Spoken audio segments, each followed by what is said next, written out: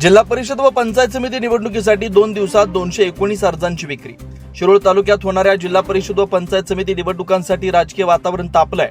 उमेदवारी अर्ज विक्रीला चांगलाच प्रतिसाद मिळतोय। निवडणूक विभागाकडून मिळालेल्या माहितीनुसार अर्ज भरण्याच्या दुसऱ्या दिवशी म्हणजे आज तब्बल 118 उमेदवारी अर्जांची विक्री झाली। पहिल्या दिवशी 101 अर्जांची विक्री झाली। यामुळे 2 दिवसात 219 उमेदवारी अर्जांची विक्री झाल्यानं निवडणुकीत मोठी चुरस पाहायला मिळणार असल्याचे संकेत मिळत आहेत। शिरोळ तालुक्यातील 7 जिल्हा परिषद गट व 14 पंचायत समिती गटांसाठी निवडणूक होत असून उदगाव, आलास, दत्तवाड, अब्दुल्लाट, यड्राव, नांदरी आणि दानोळी हे 7 जिल्हा परिषद गट आहेत। सध्या उमेदवारी अर्ज दाखल करण्याच्या प्रक्रियेची सुरुवात झाली आहे।